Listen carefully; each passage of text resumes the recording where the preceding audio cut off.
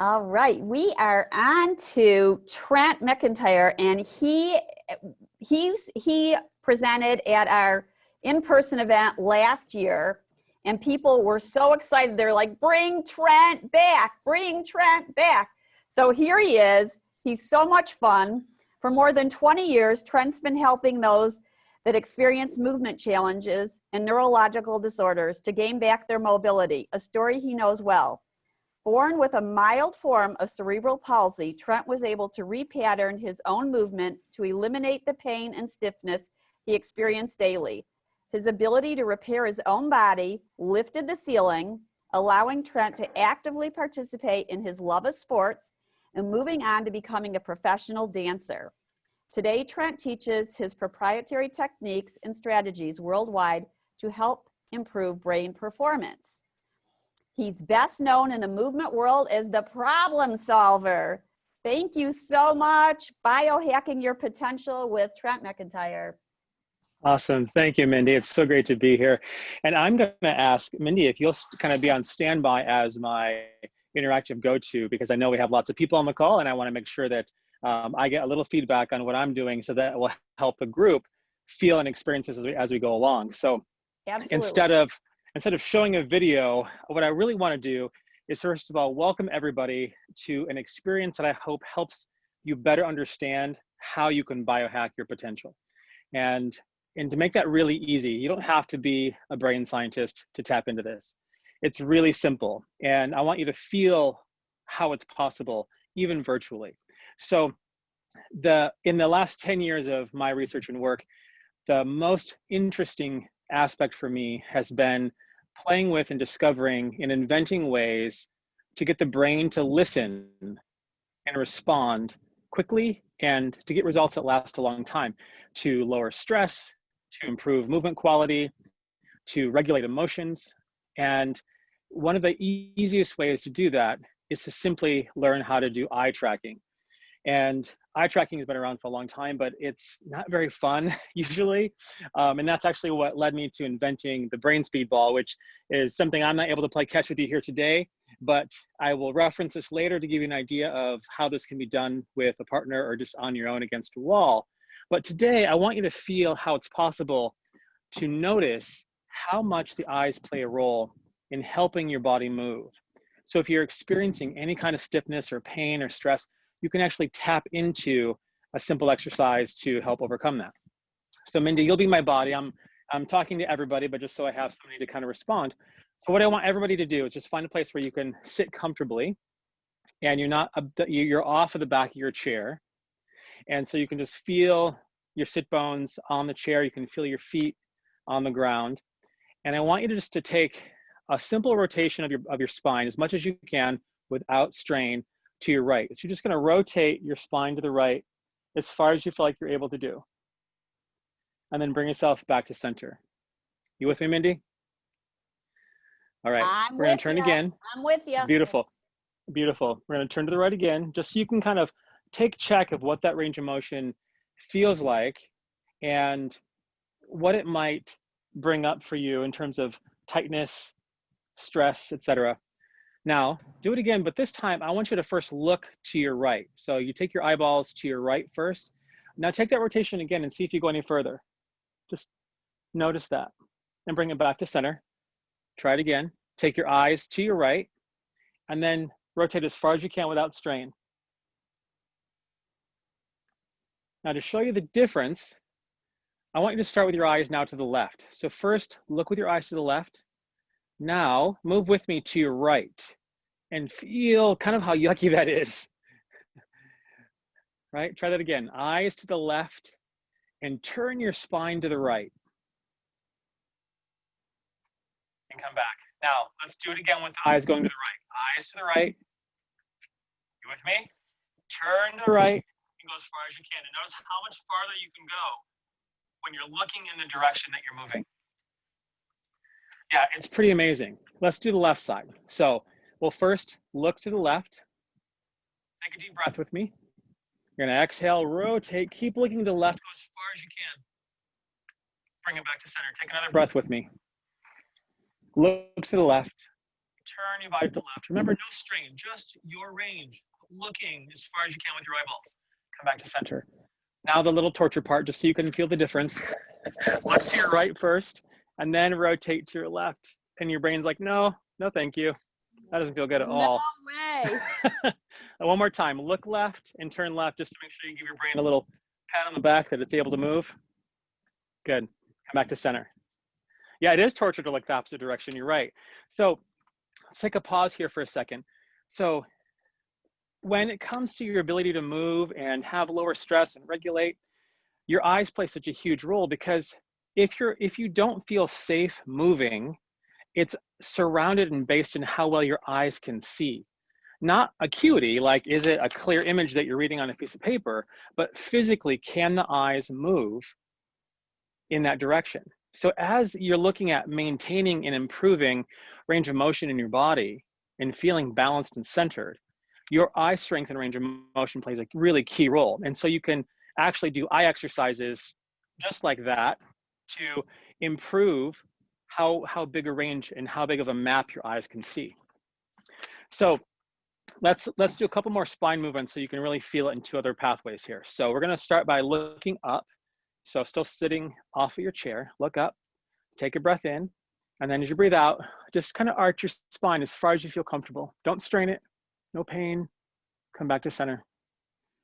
Do one more, just so you can check in, see what yours feels like. Go as far as you go in your body and bring it back to center. All right, here comes the other part. Look down, and then we're going to extend. And what kind of signals does that bring up for you? Do you feel the stress show up? It's yuck. Yeah, someone put in yuck. Yeah. Torture. So it's torture. So when you're moving on in your day and your eyes have issues or struggles and looking in different directions, that stress gets added. Dizzy, yeah, be careful. that stress, you compound that stress without even realizing that it's coming from your eyes, right? So if you have a pen or a pencil handy, you can use like the tip of it, just something that you can see clearly. And if you already have a Brainspeed Ball, you could use a ball as well. But we're just going to spell the alphabet to give you an idea of how easy this could be. So whether you have a ball or you have a marker, a pen, great, Minnie's got her ball. You're going to hold it out. I'm going to turn sideways so you can see a little better. You're going to hold it out in front of you comfortably. You're going to keep your head as quiet as possible. And we're going to start by just working on the letter A. So just we're going to repeat A 3 times, keeping your head center and straight, looking at your pen or your ball. And you're just going to draw the letter A, big capital A, cross it in the middle. Do that again. Start at the bottom, go to the apex, come back down, and cross it in the middle, right? One more time. Up to the apex, bring it back down, cross it in the middle. Now, for a lot of people, drawing an A is not too challenging. The letters stay pretty centered in your eye frame, so you're not being challenged by looking out really far. So what you can do is actually going through the alphabet, and I'm going to skip right to H, because H is a really good one. So I'll show you with the marker this time. So if you draw the H, if you hold the marker in front of your face, and you draw the H as far as you can, keeping in your eyesight, draw the side of the H over there, come back to the center, move with me through the middle to the left side, draw the other side of the H there, bring it back to center. Let's do that one more time. So from center, take it to the right, watch it go up to the corner, watch it come back down to the bottom, back to the middle, and center, center, and to the left one more time, up to the corner, down to the bottom, back to the middle, and then center, center. Take a break there. So you might notice with the H that you have more challenge because you're taking your eyes in a greater range of motion. And the idea here is that you could spell your name, you could do the alphabet, you could do numbers, but the point here is that you focus on a range of motion that feels challenging, but doesn't create strain and doesn't overload you with dizziness or stress or harsh emotions, which can happen. So this is important because if you go so far to create strain, then your brain's going to dump the information. It's going to be like, no, that doesn't feel good. That causes fear. That might startle you. It might not feel supportive. And so it's not going to be something that's going to help you lower the stress. So, coming out of that great conversation about mindfulness, you can bring that into this situation so that as you're tracking whatever letter you're tracking, let's say you track it 5 times, you notice where it becomes challenging. So like for me, this upper right corner is my hardest spot. So I might not go as high on this side as I might go on this side, on my left side. And that's okay. But the important thing is that you honor where that range of motion is, and you bring your mindfulness and awareness to what that range should be for you. So often, we're looking to other people to like answer the question, am I doing this right? And in this case, there's not a wrong way to do this, except to say that if you make it too hard, it's not going to feel good and feel productive, right? So let's take this idea of tracking the pen, or if you have the ball, you can use the ball, and you're going to take that into a rotation of your spine again. So if you hold it out in front of you so you can spot it, now you have your whole body involved, not just your spine. And you're going to watch the ball as you turn your head behind you. And then you come back to center. And what's great about this exercise is that it also brings in your vestibular system because you're moving your head. As simple as this, 4 or 5 times, and then changing sides. Do the other side. Tracking, make it really simple. Don't get too stressed or worried about it. Just see the letter or number or see your pen cap and track it back and forth. Let's take a big arc. Let's go up in the air. Let's go up in the air and then behind you, right? So you can play with the range of motion for the eyes, and you might notice that as it goes up, it's like, oh, that's kind of harder up there. And it gets a little easier as it comes down. For me, that's the case, right? Take a break there.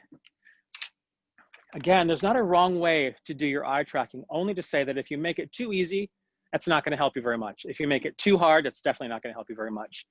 But we don't have a regular practice in our society for exercising our eyes.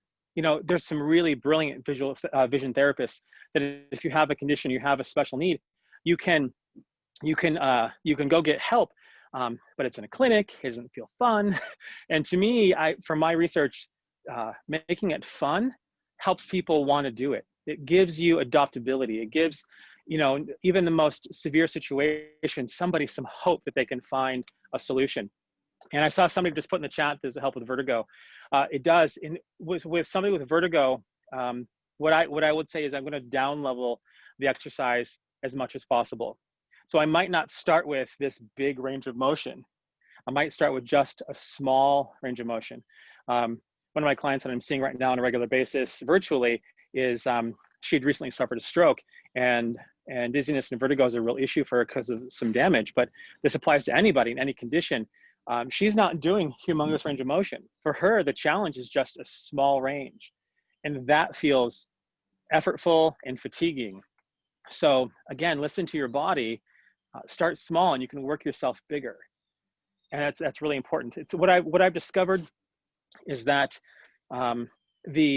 since we know with all of our sensory systems, the brain listens to the eyes and prioritizes the information coming from the eyes.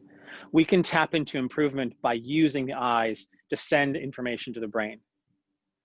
And you don't have to be a neuroscientist. You don't have to know one. I know all of you do, but you don't have to have that background to exercise your eyes.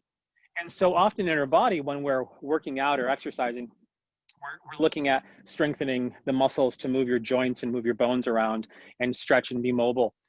It's the same thing with your eyes. So all these exercises that I've showed you, it's to make your eyes stronger, more flexible, and better coordinated, which gives you better information from your environment as you go on with your day and do your daily activities to the brain, so you can feel safe and you can feel grounded and feel more capable. And that's really what it's about, is feeling more capable. So I did provide a PDF that has some more information. Also, there is a really wonderful 21-day challenge on the website, and I think we've provided a link for you. If not, we can throw it in the chat. It's brainspeedclub.com, and there's a little tab for the 21-day challenge, and it's a free training. So you get some videos and you get a download with the calendar, with a new way to play with the Brainspeed Ball every day for 21 days. If you don't have a ball and you can't get one, you could make one. You could use something else to track. The point of this is that you make eye tracking a habit.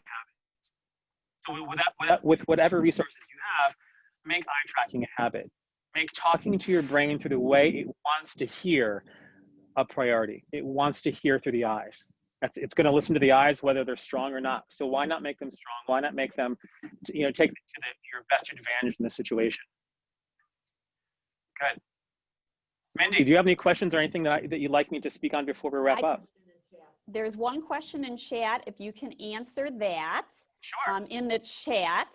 And all your information is in the exhibit hall. So you can go to the exhibit hall, you receive the link for that, and check out pretty much everything Trent was talking about and find out about the Brainspeed Ball and the challenge that he's running. Yeah, fantastic. And also on the website, at the bottom, there's a little, I think it's green, it's a chat box. If you throw in questions, that chat box, it actually comes right to me. So as you're looking at it and watching videos or have questions, you can throw it in that chat box if you're on the website, and you'll get me right away as well. So you'll have the bat phone to get some answers for you. Thank you so much, Awesome. Trent. Thank you, Mindy. Thank you, everyone. Enjoy the rest of your time. Fantastic.